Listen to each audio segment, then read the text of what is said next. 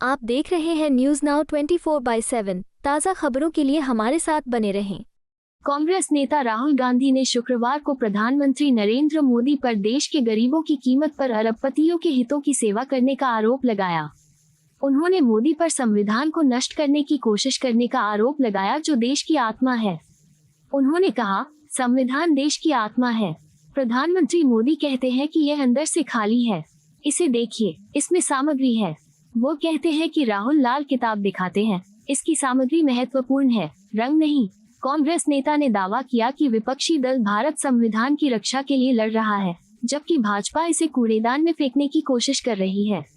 उन्होंने कहा, पीएम मोदी संविधान को नष्ट करना चाहते हैं, लेकिन कोई ताकत ऐसा नहीं कर सकती, ये कहते हुए कि वो मोदी या उनके 56 इंच के सीने से डरते नहीं हैं। गांधी ने आरोप लगाया, वो अरबपतियों की कठपुतली हैं। कांग्रेस के पूर्व अध्यक्ष ने पीएम पर दिन में लोगों को सीख देने और रात में उद्योगपतियों की शादियों का आनंद लेने का आरोप लगाया। गांधी ने दावा किया कि महाराष्ट्र में उद्धव ठाकरे के नेतृत्व वाली सरकार को जमीन हड़पने के लिए गिराया गया था। उन्होंने आरोप लगाया कि मोदी मुंबई के धारावी में 1 लाख करोड़ रुपए की जमीन एक उद्योगपति को सौंपने की कोशिश कर रहे हैं। गांधी ने दावा किया कि प्रधानमंत्री ने देश में अरबपतियों के कल्याण के लिए काम किया और संस्थानों, कॉलेजों, उद्योगों, अस्पतालों और बंदरगाहों का निजीकरण किया। उन्होंने देश की संपत्ति 25 पूंजीपतियों को सौंप दी। लोकसभा में विपक्ष के नेता ने कहा, पीएम मोदी ने उद्योगपतियों का 16 लाख करोड़ रुपए का कर्ज माफ कर दिया, लेकिन गरीब लोगों, किसानों और दलितों के लिए कुछ नहीं किया। उन्होंने आरोप लगाया, पीएम मोदी ने जीएसटी और नोटबंदी के जरिए देश के युवाओं को बेरोजगार कर दिया। गांधी ने कहा कि पीएम मोदी गरीबों के प्रति सम्मान की बात तो करते हैं, लेकिन कृषि ऋण माफ नहीं करते। राष्ट्रव्यापी जाति जनगणना की आवश्यकता की वकालत करते हुए कांग्रेस नेता ने दावा किया कि यह भारत का चेहरा बदल देगा। उन्होंने कहा कि जाति जनगणना से विभिन्न संस्थानों में आदिवासियों, दलितों और ओबीसी की स्थिति का पता चलेगा। मैं आपसे 2-3 चीज आज कहने आया हूं। सबसे पहले, ये जो लड़ाई है, ये विचारधारा की लड़ाई है। एक तरफ कांग्रेस पार्टी, इंडिया गठबंधन, और दूसरी तरफ बीजेपी और आरएसएस। हम कहते हैं कि देश को संविधान के माध्यम से चलाना चाहिए। हम कहते हैं संविधान मजबूत करना चाहिए, और बीजेपी और आरएसएस संविधान को खत्म करना चाहते हैं, फाड़ के फेंकना चाहते हैं। यह संविधान अंबेडकर जी का संविधान है, फूले जी का संविधान है, बुद्ध भगवान, गांधी जी, इन सब की आवाज इस संविधान के अंदर है। अभी मैंने बिरसा मुंडा जी की फोटो पर फूल चढ़ाए, उनकी भी सोच इस संविधान के अंदर है। और बीजेपी कहती है कि इस संविधान को खत्म कर देना चाहिए, और प्रधानमंत्री कहते हैं कि राहुल गांधी लाल कलर का संविधान लिए घूम रहा है। देखिए, इसका कौन सा रंग है उससे हमारी परवाह नहीं है, इसके अंदर क्या लिखा है वो हम बचाना चाहते हैं। नरेंद्र मोदी जी कहते हैं संविधान खाली है। ये देखिए, संविधान खाली नहीं है, संविधान भरा हुआ है। संविधान आपकी आत्मा है, देश की आत्मा है। और हमारे प्रधानमंत्री इसके बारे में कहते हैं कि ये खोखला है, खाली है। ये संविधान क्यों लूटना चाहते हैं? क्योंकि जो आपका है, आपका जो धन है, ये लेना चाहते हैं, और अदानी जी जैसे लोगों को ये पकड़ाना चाहते हैं। भाई और बहनों, मुझे कहा जाता है कि यहां पर ओबीसी की आबादी है, तो भीड़ में आज पिछड़े वर्ग के लोग होंगे। मैं आपसे सवाल पूछना चाहता हूं, क्या आपको मालूम है हिंदुस्तान में कितने पिछड़े वर्ग के लोग हैं? कोई जानता है? यहां पे हिंदुस्तान की आबादी में पिछड़े वर्ग कितने हैं? कोई बता सकता है मुझे? अच्छा बताओ, दलित कितने हैं हिंदुस्तान में? कितने % है? कोई नहीं बता सकता। आदिवासी कितने हैं? कोई नहीं बता सकता। पिछड़े कितने हैं? कोई नहीं बता सकता। आपको अपनी ही आबादी नहीं मालूम। अगर आपको अपनी आबादी नहीं मालूम तो फिर आपकी भागीदारी क्या होनी चाहिए, आपको कैसे मालूम होगी? मैं आज आपको बताना चाहता हूं कि हिंदुस्तान में 15% दलित आबादी है, 8% आदिवासी आबादी है और 50% पिछड़ा वर्ग की आबादी है। तो अगला सवाल उठता है, अगर देश में 50% पिछड़ा वर्ग है, 8% आदिवासी वर्ग है और 15% दलित वर्ग है, उसमें 15% माइनॉरिटी और जोड़ दो, तो फिर इनकी भागीदारी कितनी है? दलितों की कितनी भागीदारी है? आदिवासियों की कितनी है? और सबसे जरूरी सवाल, पिछड़े वर्ग की इस देश में कितनी भागीदारी है? भाई और बहनों, आप मीडिया देखते हो, हर रोज शाम को टीवी पे डिस्कशन होता है, एंकर्स के चेहरे आप देखते हो, पत्रकारों के शब्द आप सुनते हो, पढ़ते हो। मैं आपसे सवाल पूछता हूं, मीडिया में ओबीसी वर्ग के कितने लोग हैं? कितने हैं? आदिवासी, दलित मीडिया में आपको कितने दिखाई देते हैं?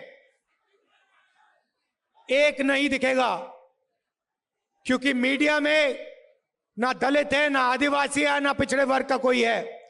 वही हालत हिंदुस्तान की सबसे बड़ी कंपनियों में है। प्राइवेट अस्पतालों के मालिक की लिस्ट निकालो, वहां आपको पिछड़ा वर्ग का कोई नहीं मिलेगा, दलित नहीं मिलेगा, आदिवासी नहीं मिलेगा। बड़े बड़े universities, colleges, private colleges, private universities की लिस्ट निकालो, मालिकों की लिस्ट निकालो, आपको कोई पिछड़े वर्ग का नहीं मिलेगा, कोई दलित नहीं मिलेगा, कोई आदिवासी नहीं मिलेगा। सरकार में, दिल्ली की सरकार को 90 लोग चलाते हैं, आईएएस अफसर हैं। मैंने पता लगाया, ये 90 लोग बजट बांटते हैं। जो आपके जेब में से जीएसटी का पैसा लिया जाता है, हर साल हिंदुस्तान की सरकार बजट बनाती है, उस पैसे को बांटती है। मैंने पता लगाया, 90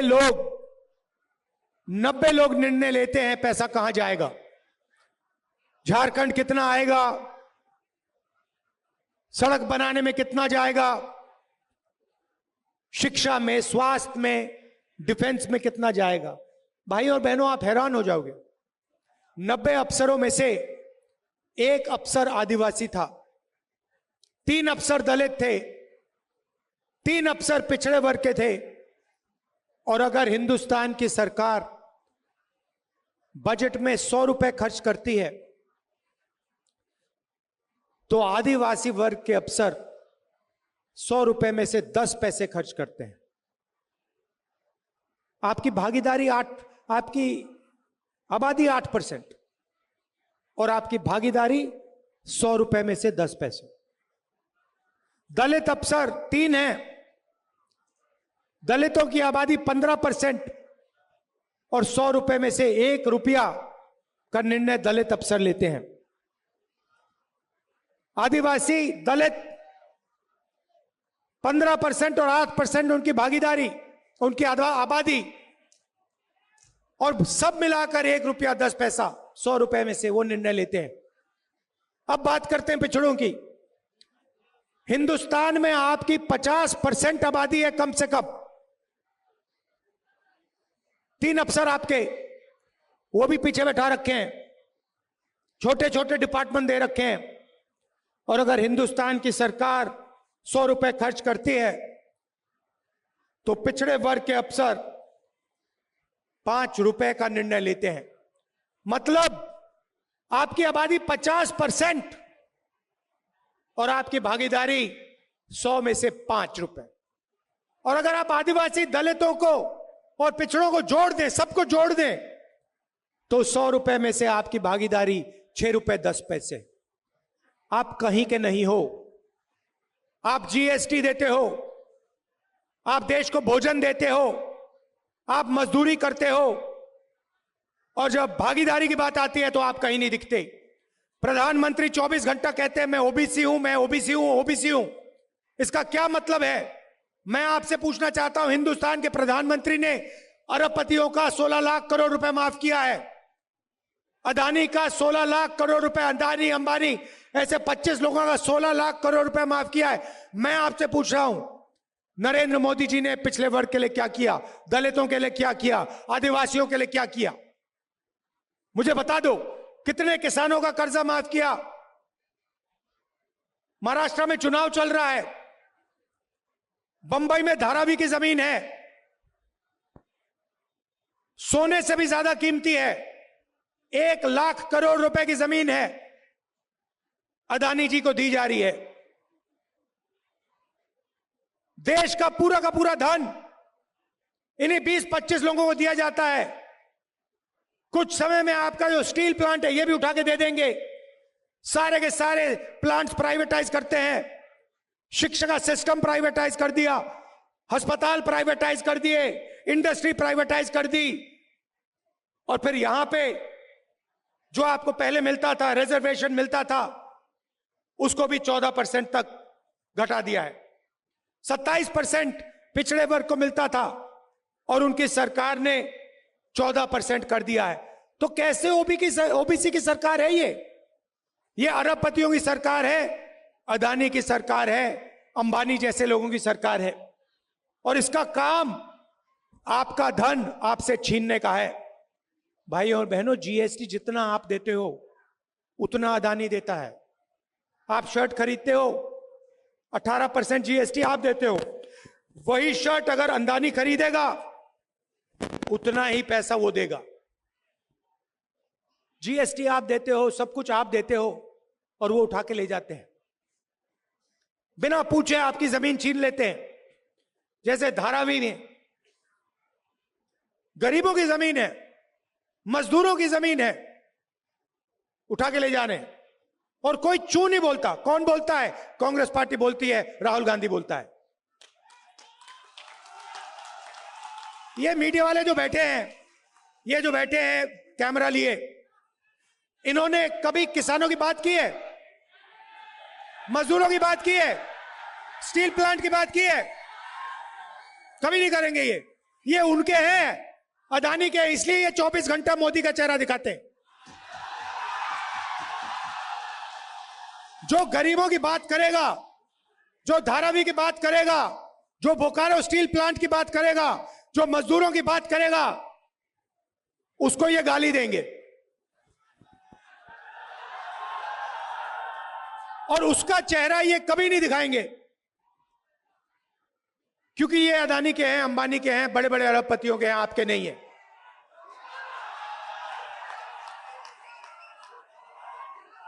अभी देखिए, अभी मैं आपको दिखाता हूं, बताता हूं, उदाहरण देता हूं।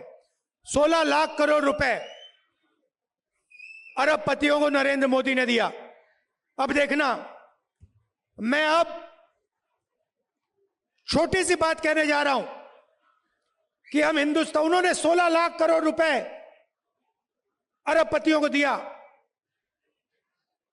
मैं महिलाओं को बैंक अकाउंट में पैसे देने की बात करूंगा अभी 2 मिनट में, और फिर आज शाम को देखना, इसके बारे में मीडिया में कहीं नहीं सुनने को मिलेगा।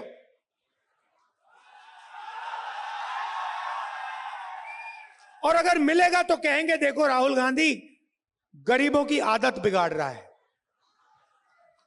वहां जाता पैसा, अदानी को जाता है तो आदत नहीं बिगड़ती, मगर किसान के बैंक अकाउंट में जाता है, महिला के बैंक अकाउंट में जाता है, बेरोजगार युवा के बैंक अकाउंट में जाता है, तो आदत बिगड़ जाती है।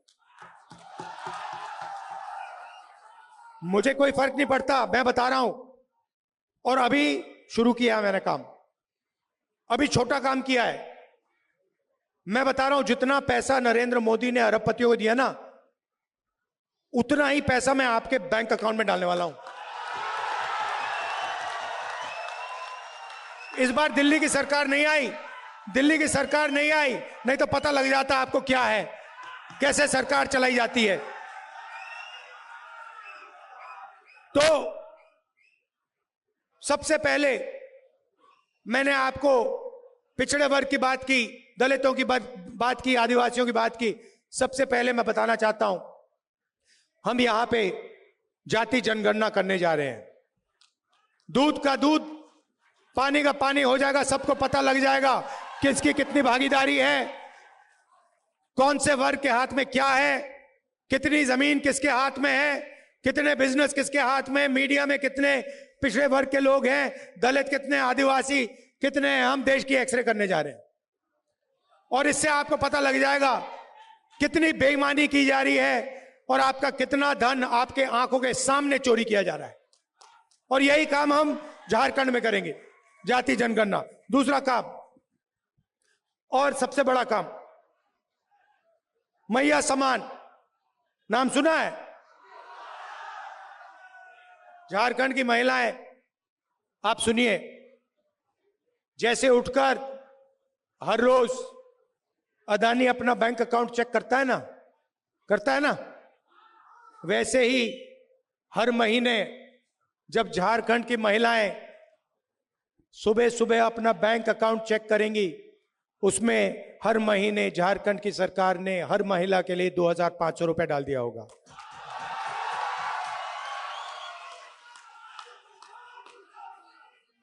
किसी भी महीने पहले तारीख, जनवरी, फरवरी, मार्च, अप्रैल, मई, जून, जुलाई, अगस्त, सितंबर, हर महीने 1 तारीख को खटाखट खटाखट खटाखट खटाखट झारखंड की महिलाओं के बैंक अकाउंट के अंदर 2,500 रुपए। और फिर आप जाएंगी, पता लगेगा 450 रुपए का सिलेंडर हो गया।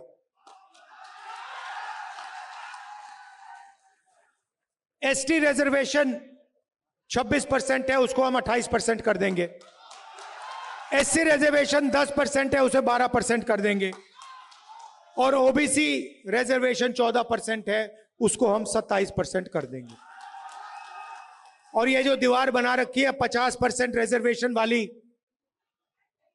लोकसभा में मैंने कह दिया है, इस दीवार को दिल्ली में हम लोकसभा में तोड़ेंगे और झारखंड में भी तोड़ेंगे। 7 किलो राशन हर गरीब व्यक्ति को हर महीने मिलेगा और 15 लाख रुपए तक का आपको स्वास्थ्य बीमा योजना में मिलेगा।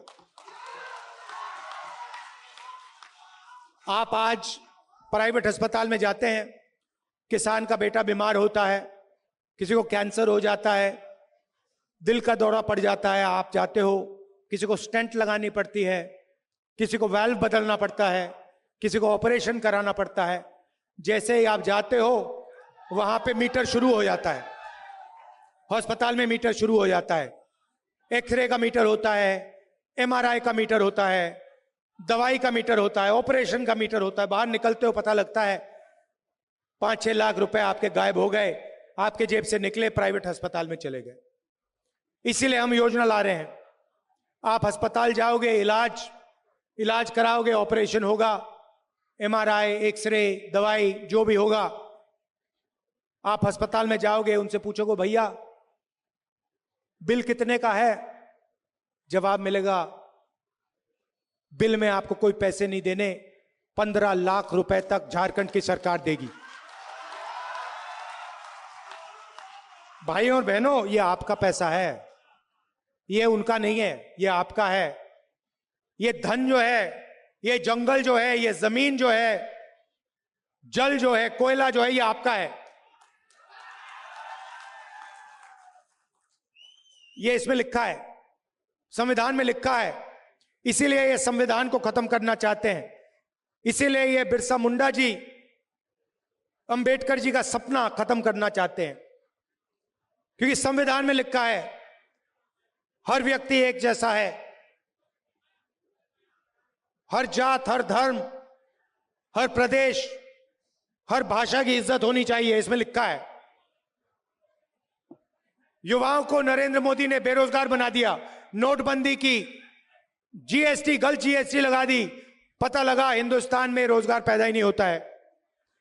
अरबपति चाइना का माल उठा के आपको बेचते हैं। हम चाहते हैं मेड इन झारखंड हो, मेड इन बोकारो हो, मेड इन इंडिया हो। युवाओं के लिए हर ब्लॉक में हम डिग्री कॉलेज खोलेंगे और डिस्ट्रिक्ट लेवल पे प्रोफेशनल कॉलेजेस खोले जाएंगे और 500 एकड़ के इंडस्ट्रियल पार्क हर डिस्ट्रिक्ट में रोजगार के लिए हम खोलने जा रहे हैं।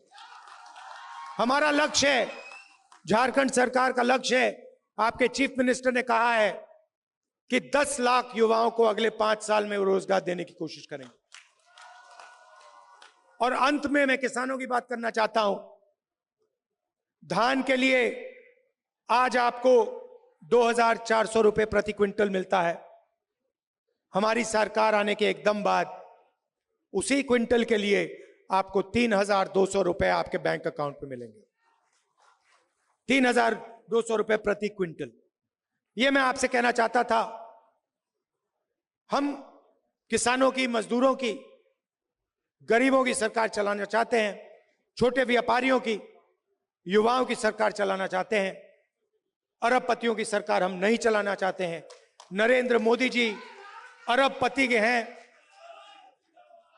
नरेंद्र मोदी संविधान को खत्म करना चाहते हैं और मैं आपको स्टेज से कहता हूं, इस संविधान को हम कभी खत्म नहीं होने देंगे। कोई शक्ति इस किताब को नहीं खत्म कर सकती है। आप सबका दिल से बहुत बहुत धन्यवाद। शाम का समय है, आप दूर दूर से आए, कष्ट उठाया आपने, मेरी बात सुनने आए, इसके लिए दिल से आपका धन्यवाद करता हूं। आपको यह वीडियो पसंद आया हो तो इसे लाइक करें, हमारे चैनल को सब्सक्राइब करें।